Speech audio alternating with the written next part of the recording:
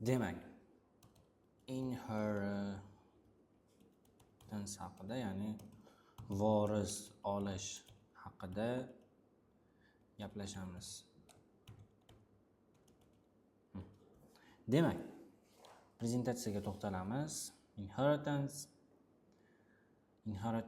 Demak, inheritance deyilganda voris yoki meros olish haqida tushuniladi. Misol uchun, deylik, mana opog'iz bor, opog'iz ikkita o'g'li bor, ikkita o'g'lining yana farzandlari bor, boshqa. Obyektga yo'naltirilgan dasturlashda bir sinf boshqa sinfning xususiyatlari va xatti-harakatlarini meros qilib olishga inheritance deyiladi. Ya'ni bitta klass boshqa klassning method propertylarini ishlata olishi, ya'ni ulardan foydalana olinishi, bu narsa inheritance deyilar ekan. Bu yerda xususiyat va xatti-harakat meros qilib oluvchi sinf bola sinf, child class yoki sub class yoki derived class deb atalinar ekan. Ya'ni bitta ota klass, bitta bola klass bo'ladi deyapti. Ota klassda hamma method propertylari bo'ladi, bola klass undan foydalanadi. Bola klassda biz darsda 3 xil nom bilan nomlaymiz. Uchalasi ham bir xil nomni bildiradi. Child class, sub class yoki derived class degan ekan.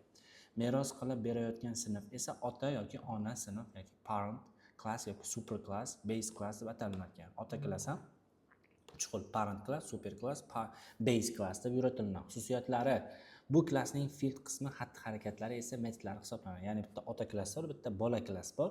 Tasavvur qilishimiz bo'yicha shunaqa. Meros olish bizga mavjud kodni qayta ishlatish yoki mavjud turini kengaytirish imkonini beradi. Meros olish dardda nima degani? Mavjud kodni qayta ishlatish yoki uni kengaytirish imkonini beradigan narsa meros deb ataladi. Misol uchun mana vehicle degan klass bor.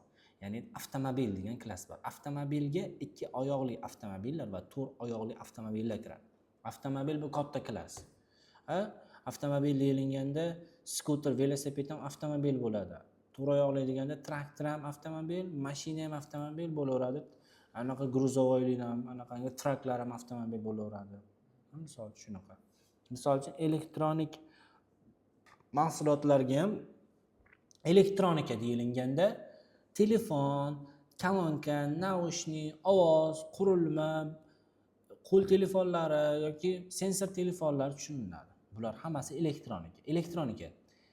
Misol uchun qanaqadir kompyuter, klaviatura, mishka, mikrofon, kompyuter, telefon, endi takrorlayapmanmi? Pult, nimaning pulti, shunaqa narsalar elektronikaga kiradi. O'sha elektronikadan voris olgan. Misol uchun mishka nima? Sichqoncha. Mishka nima? Elektronikaga kiradi. Misol. Proyektor nima? Elektronikaga kiradi. Ya'ni bularni jamiki tushunchasi elektronika deb hisoblanadi. Misol uchun xuddi yomonlik, birovni urish ham yomonlik, birovni kallasiga qo'yib yuborish ham yomonlik, birovni pulini o'g'irlash ham yomonlik. Tagi yomonlik bo'ladi, lekin uni ichida nimalari bo'ladi-yu, кейslari bo'ladi-yu, buni yomonlik, undan turi bor deb tushundik, buni ham shunaqangi narsalari bo'ladi. Object class dartdagi barcha null bo'lmagan turlar uchun eng yuqori sinfdir. Nulldan tashqari barcha boshqa sinflar obyektning pastki qismlaridir. Object class null bo'lmagan turlar uchun eng yuqori klass deyapti-mi ishda? Nimaga endi null endi kattasini obyektdan deyishingiz mumkin? Yo'q. Obyektning o'zi katta tur, object null bo'yicha eng katta tur. Objekt oldinga shunday so'roqcha qo'yib qo'ysangiz bo'ldi, bu katta bo'ladi nulldan. Xuddi shu narsa. Object degani bu subclass. Например, object bitta subclass, deylik mana num string num int bilan numga, num misol uchun int bilan double ga qaraydi. Misoli, buyoqqa tushyapti, deylik iterable listga qaraydi. List iterable yonida list map set qilsa bo'ladi. Misol uchun xuddi shu narsani aytyapti. Sintaksi qanaqa bo'ladi? Klass nomini yozasiz, extend qilasiz birorta bir klassning nomidan. Ya'ni biror bir obyektdan voris olib turganingizda extend kalit so'zidan foydalanasiz deyapti. Bu qanday bo'ladi kodda? Ya'ni misol uchun biz klass mana vehicle degan klass ochamiz. Avtomobil degan klass. Yana bitta klass ochamiz. Misol Audi. Extends vehicle. Vehicle dan oladi-da u nimasini. Mana shu. Demak, vehicle bu ota klass, Audi esa bola klass. Nima deyiladi ota klassda?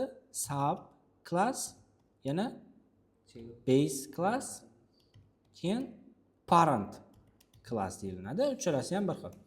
Mana unda child class yana nima deyilinadi? Child class mana demak subclass derived class. Mana super class bo'lar ekan mana yerda. Super meta subclass bag'ida nima class bo'ladi uchinchisi? Derived. Mana prezentatsiyada bor. Derived.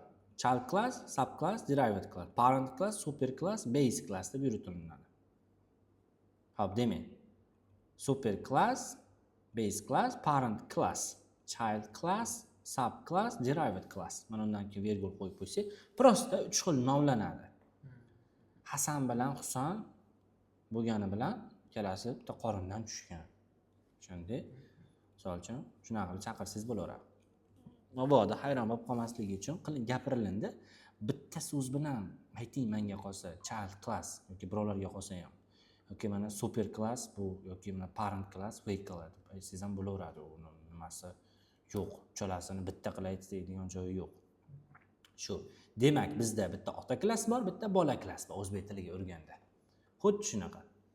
Endi masala va biz buni oldik. Mana misol uchun yozing deyapti. Bizda bitta xuddi men aytgandek bitta vehicle degan klass bor. Unda infos degan metod bor. Bus, car, truck. Ha?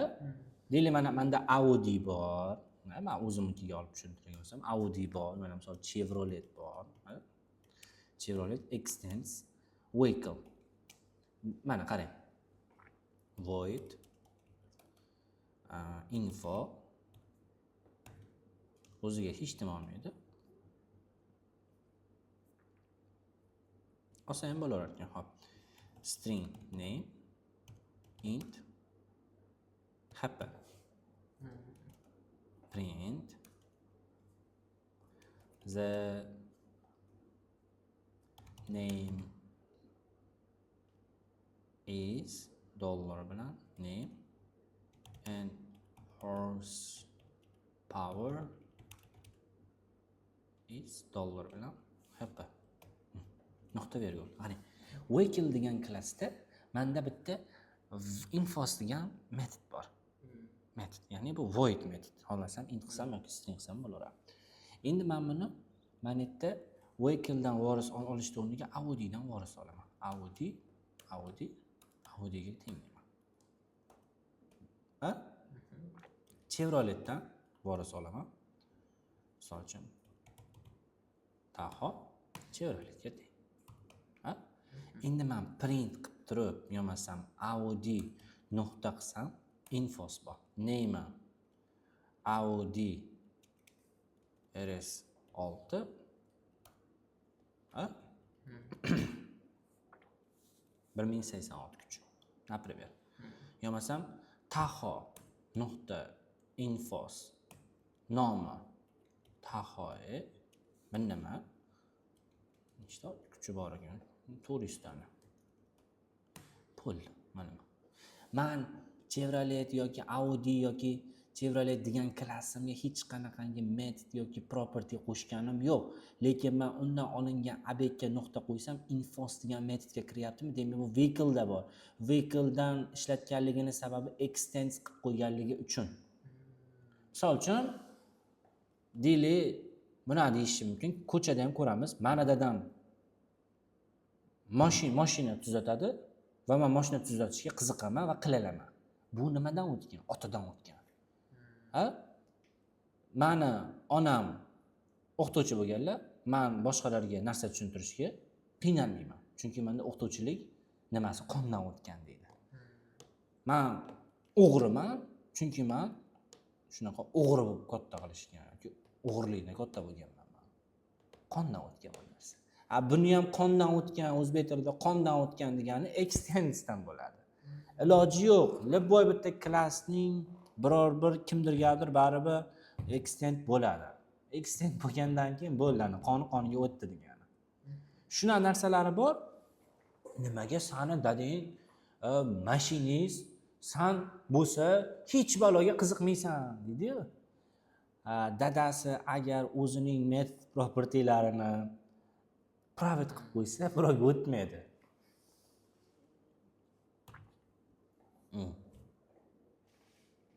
Ko'rdingizmi? Yo'q unaqa metodi yo'q. Audioda uni infos degani yo'q, bunda infos degani yo'q, mana. Private qilib qo'ygan. Faqat o'ziga ko'rinadi, boshqaga ko'rinmaydi u narsa.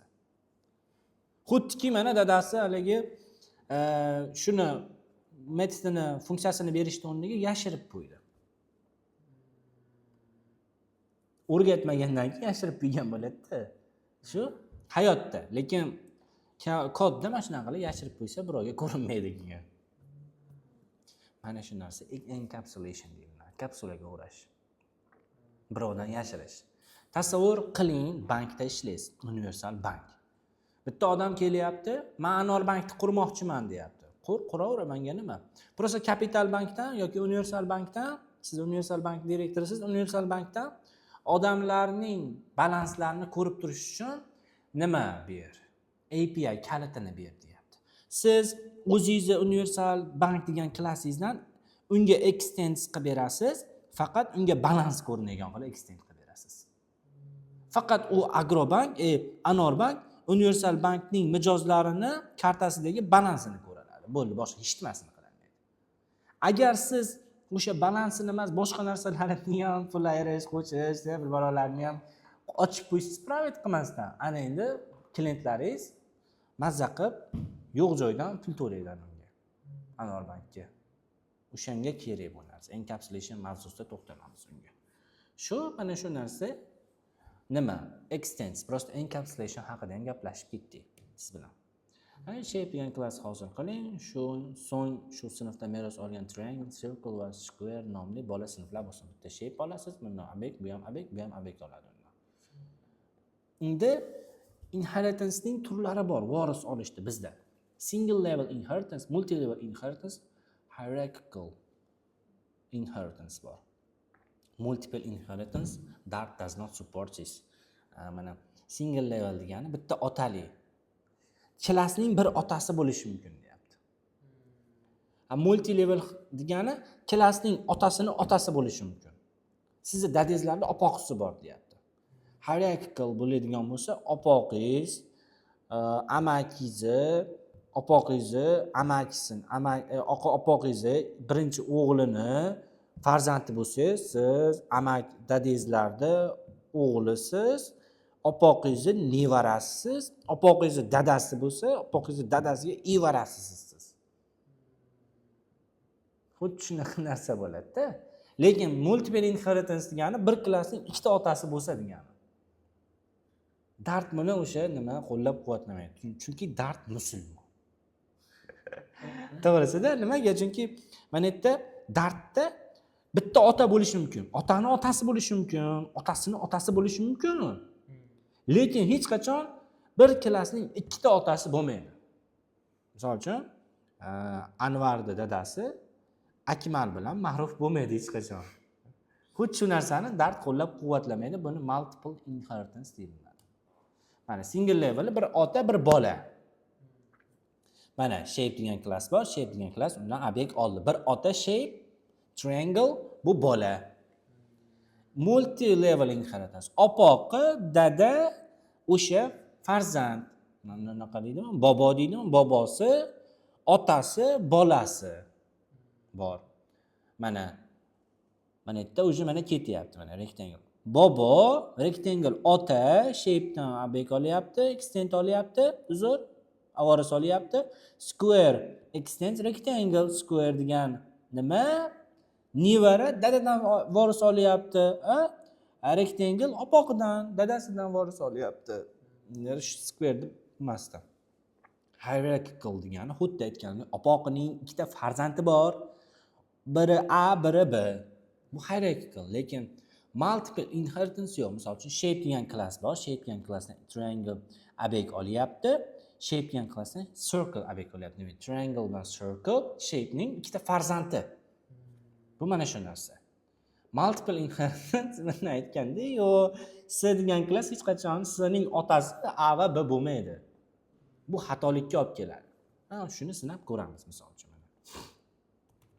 class A class B va multiple inheritance qilib ko'ramiz. Class C extends A va B. Uyingga bor deyapti, mana katta B xolasiz. A bilan ishlaveradi yoki B ni o'zi bilan ishlaveradi, lekin B bilan A bilan ishlaydi. Bir klassning bir otasi bo'ladi, ikkita otasi bo'lmaydi. Misol uchun, bu B dan A B olib turib, bu A dan A B olsa bo'laveradi. Extends A dan. Lekin ana ikkitadan voris ololmaydi-da. Tushundingizmi? Standart bir nechta merosni qo'llab-quvvatlamaydi. Bu shuni anglatadiki, siz buni qila olmaysiz, deyapti mana. Deep dive, chuqur shunlaymiz deyapti. Talaba o'zlashtirish ko'rsatkich belgilash uchun quyidagi baholash tizimidagi enamni hosil qilib ko'ramiz. Enam haqida gapirib tashkil etyapti. Enam. Ya'ni onam degani emas, bu shunchaki enam.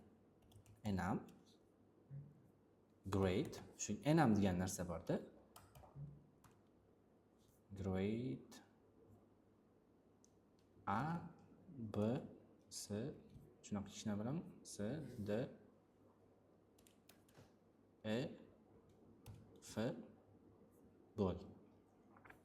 Endi bitta xatolik bor. Hop, xatolik berdi. Endi ochamiz. Keling, person nomli, so'ng student nomli klassni yarata olamiz. Bitta person, bitta student. Person bu odam, student bu student. Ha?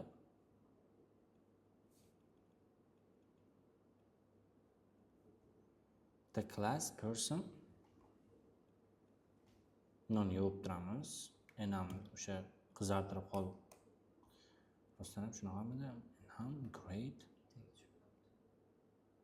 Ha, tengda olib tashlash kerak. Mana, bor. Enumeration deyiladi. Enumeratsiya. O'sha haqida gaplashib ketadi. The class ochamiz. Nimadir? Person. The class ochamiz. Nima? Student.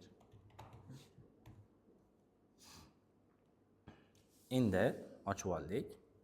Tabiiyki person va student sinflari juda o'xshash. Ha? Chunki talaba studentlar aslida insonlardir. Ayni paytda yagona farq shundaki, student grades baholari listiga ega. Siz esa student va person o'rtasida takrorlashni student va sinf orqali extendni bilan olib tashlashingiz mumkin. Bu sinf nomidan keyin extends person qo'sh. Student constructor grades va listdan boshqa hamma narsani olib tashlash mumkin deyapti. Ya'ni bu yerda aytayaptiki, grade degani bor ekan, grade. Abi grade dan beri o'shanaqangi nima olgan ekan? Studentda farqli jihat shu ekan. Var grade barobar listga tiqqan. Listga biriktirgan tipi grade bo'lgan. Tipi grade bo'lgan. Endi aytayaptiki, persondan ob'ekt olsin deyapti.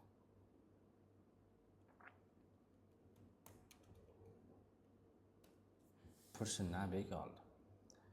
Super keyword. Hop, demak, grade haqida, enumeration haqida gaplashib ketaylik yerda. Hali nima bo'lib qoldi?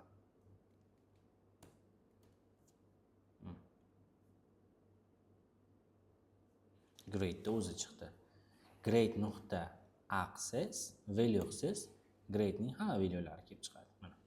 Grade A, grade B, grade C, grade D, grade T, grade E, grade F bo'lib chiqadi mana. Bu enumeration o'sha hali menga to'liq nima qilamiz? Prosta enumeration shunaqa narsa degan narsani chiqib ketdi araga. Bu haqida yana gaplashamiz. Yengilmasda bu narsa. Demak, qarang. Mana shu yerda to'xtatadigan bo'lsak, nechinchi bet? 24-betda tugatadigan bo'lsak, uni ikkinchi qismini yana chiqaramiz, xudo xolasa.